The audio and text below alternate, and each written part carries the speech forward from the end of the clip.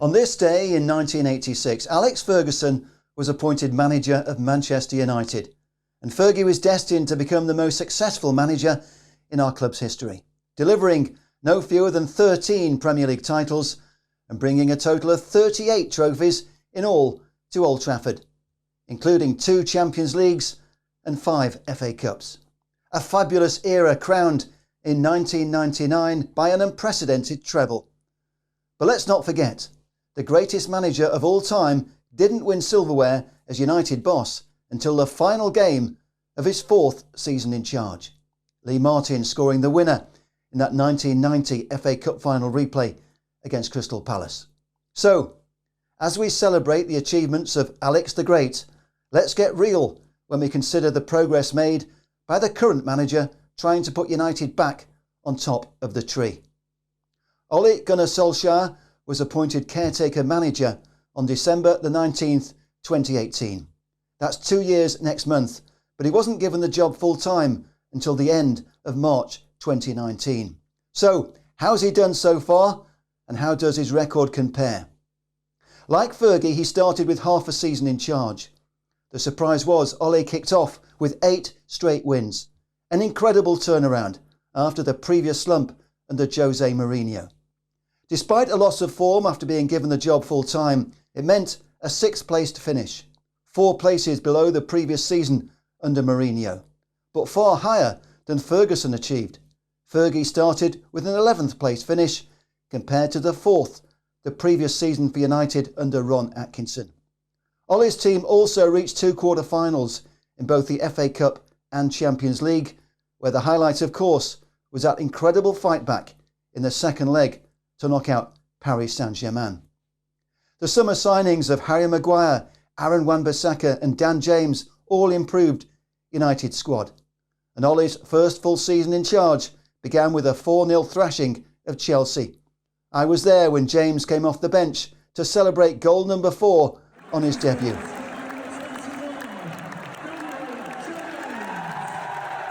The campaign was played with inconsistency, but there were numerous highlights. In December, victory over Spurs and former manager Mourinho was followed 3 days later by a Derby Day win at Manchester City. Then it all started to click for Ole's team after the January signing of Bruno Fernandes. I remember celebrating his first goal from the penalty spot in a 3-0 win over Watford. Teenager Mason Greenwood crowned that win with one of his spectacular finishes. The doubters keep saying that Ole lacks tactical awareness, but his record in big matches has been impressive, especially against Pep Guardiola. Last season United beat City 3 times, including a memorable 2-0 triumph before the country went into lockdown. I was in the Stretford End that day and captured the magical atmosphere on my iPhone when Scott McTominay sealed victory in dramatic fashion.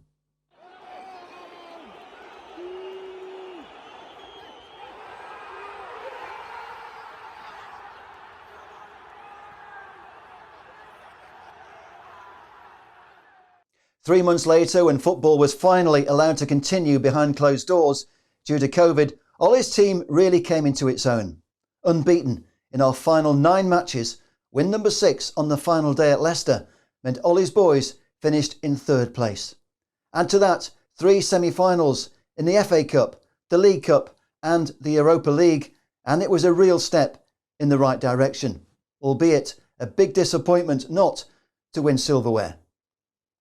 Back in his 2nd season in charge, Fergie finished in the top 2, also a big step up from the previous year's 11th place. But it was back down to 11th in season number 3 for Fergie, and then we were down to 13th place the following year when the boss finally came good with that priceless FA Cup triumph. 30 years later, Ole is the man under pressure.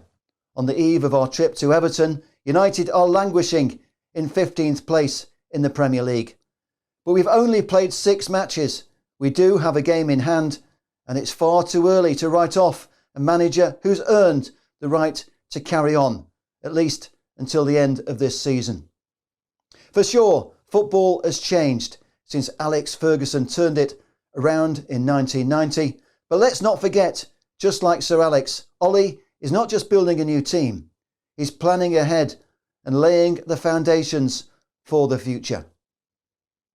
The likes of Marcus Rashford, Mason Greenwood, Axel Tuanzebe, Brandon Williams and Scott McTominay have all come through our famed academy. And their best is yet to come, with more young stars coming through. Frustratingly, academy graduate Paul Pogba has lacked consistency since winning the World Cup with France. In my mind, he's badly let Ole down, and it's time for the boss to be ruthless and build his team around players who will give absolutely everything for Manchester United. I'd like to think Ole is demanding commitment from our players to match the likes of former heroes like Roy Keane, Brian Robson and the late Nobby Stiles. Because the truth is, talent means nothing if you don't work hard. We all know what our players can do when they do perform.